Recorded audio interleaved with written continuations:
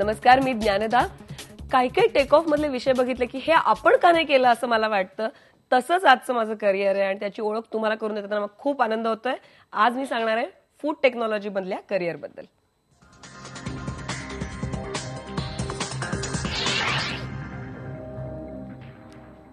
सध्याच्या करिअर क्षेत्रातली एक ही बूमिंग इंडस्ट्री आहे फूड टेक्नॉलॉजी. पण फूड टेक्नॉलॉजी म्हणजे काय याबद्दल आपल्याला निश्चित माहिती नसतं. कधी कधी क्वालिटी कंट्रोल किंवा न्यूट्रिशन असं वाटतं. फूड टेक्नॉलॉजी हे एक इंजिनिअरिंग सायन्स आहे आणि त्याचा आयुष्यात होणारा उपयोग याबद्दल फूड टेक्नॉलॉजी सांगतं. आपण बघूया त्याबद्दलचा एक रिपोर्ट.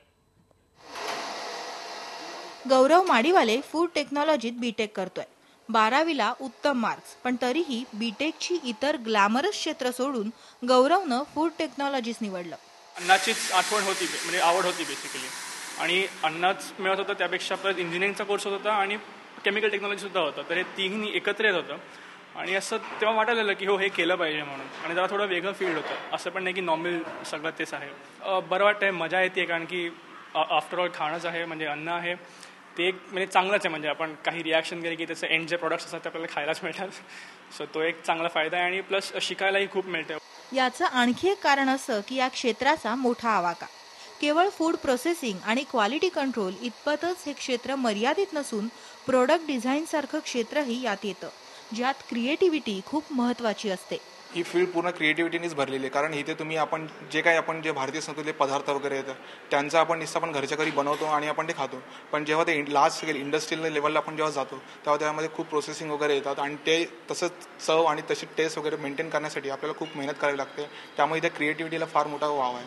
अन्नधान्य उत्पादनात भारताचा नंबर चीन पाठोपाठ दुसरा आहे, पण आंतरराष्ट्रीय फूड ट्रेंडमध्ये 1.5% कमी वाटा.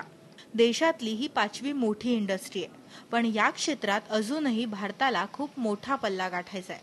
शेतातून निघालेला भाजीपाला मार्केटमध्ये येऊन कन्झ्युमर पण पोहोचेपर्यंत हा जो टाईम आहे ह्याच्यामध्ये बरेचसे लॉसेस होतात. तर प्रगत देश काय करतात, शेतामधून डायरेक्ट जे काय क्रॉप आहे ते आपल्या फॅक्टरीमध्ये घ्यायचं आणि फॅक्टरीमधून त्याला प्रोसेस करूनच कन्झ्युमरकडे पाठवायचं. त्यामुळे काय झालं, त्यांचं प्रोसेसिंग जे आहे ते जवळपास 80 ते 90% मटेरियल ते प्रोसेस करतात. व्हेअरॅज आज आपण हार्डली 8 ते 10% मटेरियल प्रोसेस करतो. केवळ बीटेकच नव्हे तर तुम्ही अनेक पोस्ट ग्रॅज्युएट कोर्सेसही फूड टेक्नॉलॉजीत करू शकता. शिवाय या टेक्नॉलॉजीजना केवळ भारतातच नाही तर परदेशातही खूप डिमांड असते.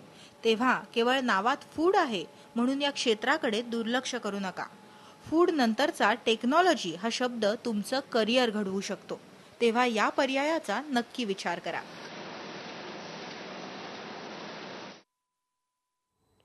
आणि या फूड टेक्नॉलॉजी बद्दल आपल्या बरोबर बोलायला आज आहेत प्रोफेसर डॉक्टर स्मिता लेले. UD सिटीमध्ये हेड ऑफ द डिपार्टमेंट आहेत फूड इंजिनिअरिंगच्या. स्वतः बायोकेमिकल इंजिनियर आहात आणि तुम्ही या क्षेत्रात आलेला आहात. फूड टेक्नॉलॉजी बद्दल बोलायला तुमच्याशिवाय दुसरं कोण असणार, इतके प्रयोग तुम्ही या क्षेत्रामध्ये केलेले आहेत.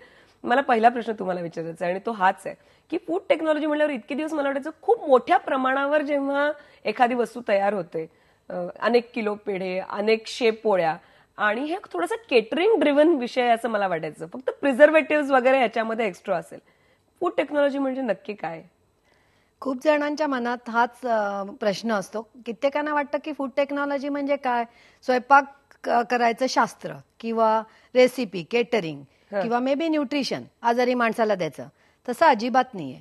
इनफॅक्ट हे केमिकल इंजिनिअरिंगचं सुपर स्पेशलायझेशन आहे. आता पोळ्यांचंच तू म्हणालीस तेच उदाहरण घे की एक बाई समजा 25 पोळ्या करतेय, तर मला 2000 पोळ्या हव्या, तर मी 10 किंवा 100 बायका लावून पोळपाट लाटण्याने करणं याला फूड टेक्नॉलॉजी म्हणत नाहीत. जे आता शेकडो किलो पेढे वगैरे बनतात ते अनऑर्गनाइज्ड आहे, म्हणजे अनेक ठिकाणी छोट्या छोट्या प्रमाणावर होतं. That is not food technology. जेव्हा तुम्ही एखादी ब्रँडेड गोष्ट कारखान्यात करता तेव्हा पहिलं म्हणजे, आता पोळ्यांचंच उदाहरण घेतलं तर तुला पोळपाट लाटणं नसून शीटर वापरायला लागेल. त्यामुळे पोळ्या कट करून कदाचित करायला लागतील. मग बाजूला जे वेस्ट होणारी कणिक आहे ती आपण पापडाच्या पिठासारखी परत परत टाकू शकतो का? त्याचं उत्तर नाहीये. मग त्या वेस्टचं काय करायचं? म्हणजे कारखान्यात करताना ते कॉस्ट इफेक्टिव्ह, त्याच्यातनं प्रॉफिट झाला नाही तर कोण हे करणार आहे? कारण कारखानदारी इंडस्ट्री ही काही चॅरिटी नसते.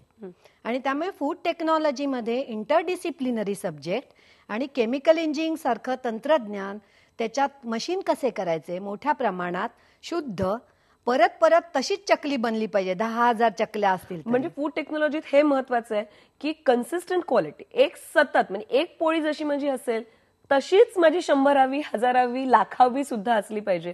हे कसं साधतात? हे साधण्यासाठी तुम्हाला त्याची आधी सायन्स, केमिस्ट्री शोधायला लागते. म्हणजे टेक्स्चर, आता पोळीचंच घ्यायचं तर तसंच टेक्स्चर आलं पाहिजे. नंतर प्रिझर्वेशन, मगाशी तू म्हणाल्याप्रमाणे ती टिकली पाहिजे. सो पॅकेजिंग काय करायचं, नंतर तुम्ही ती कोणत्या पद्धतीने देणार आहात, रेडी टू ईट देणार आहात का अर्धीच भाजलेली देणार आहात, म्हणजे कोणाला देणार आहात हे पाहायला लागतं. फ्रोझन आहे का, परदेशी पाठवणार आहात का, आणि शेवटी जो खातो त्याला त्याचा होलसेमनेस, चव, न्यूट्रिशन आणि खाण्याचा आनंद हे मिळालं पाहिजे. त्यामुळे ह्याच्यात बायोकेमिस्ट्री, मायक्रोबायोलॉजी, केमिकल इंजिनिअरिंग आणि बरंच काही पाहायला लागतं. पण थोडंसं आपण येऊयात त्याच्या शिक्षणाच्या भागाकडे. तुम्ही स्वतः अनेक विद्यार्थ्यांना शिकवता. मला सांगा, म्हणजे 12वीतच या विषयाचं एक एक्सपोजर पाहिजे का, की हा विषय माहिती असला पाहिजे का? कारण 12वी नंतरच हा कोर्स सुरू होतो. हो, इंडियामध्ये LIT नागपूरला किंवा HBTI कानपूरला किंवा UD मध्ये हे जे सगळे कोर्सेस आहेत ना, इतर बीटेक सारखेच आहेत. 12+4 पॅटर्न आहे आणि आपली जी स्टँडर्ड इंजिनिअरिंगची प्रोसेस आहे त्याच्यातनंच ऍडमिशन लागते. त्यामुळे ही जर करिअर घ्यायची असेल तर खरं तर 10वीपासूनच, आणि आता वेबसाईटमुळे ही माहिती मिळवणं सोपं आहे मुलांना, तर 10वीपासूनच विचार केला पाहिजे, त्याप्रमाणे प्लॅनिंग केलं पाहिजे आणि हा एक ऑप्शन आपल्या समोर ठेवला पाहिजे. पण 10वीपासून प्लॅनिंग करण्यासाठी प्रत्येक पालकांना मनात वाटतं ह्यात स्कोप आहे का, यात पुढे जाऊन काही करता येईल का?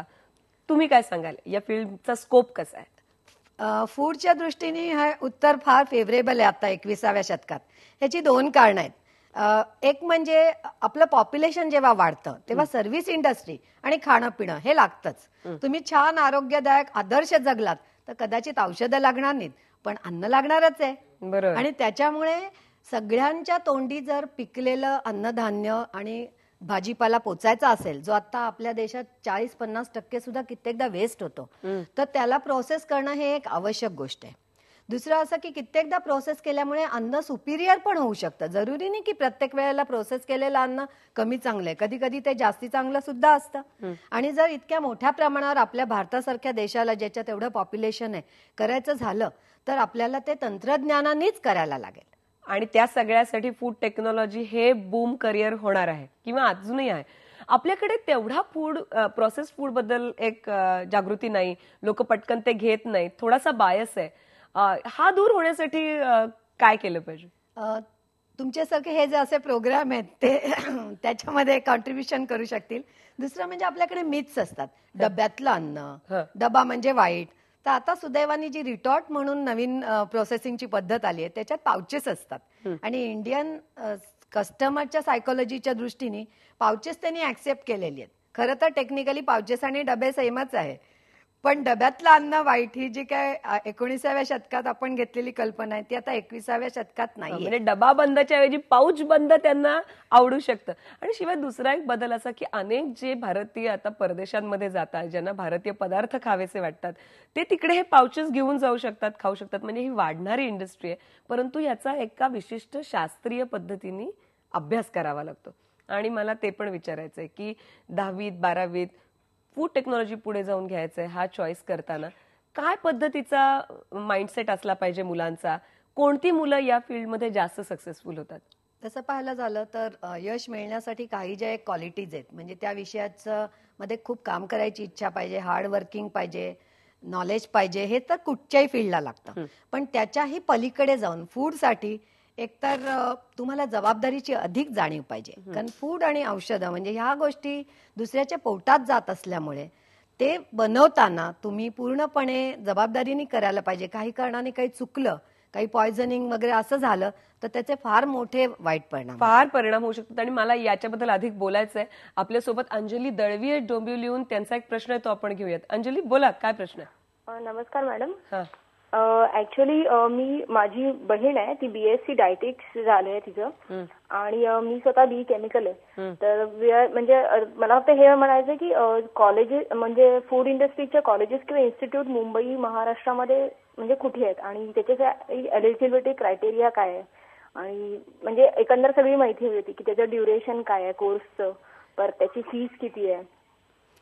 जो 12वी नंतरचा कोर्स आहे ती सगळ्या एडेड कॉलेजेस आहेत, त्यामुळे सगळ्या इंजिनिअरिंग सारख्याच फीज आहेत आणि पीसीएमच्या बेसिसवर आणि सीईटी म्हणजे कुठच्याही, जसं आता तू स्वतः केमिकल इंजिनिअरिंगच केलंस सो तसेच क्रायटेरिया आहेत.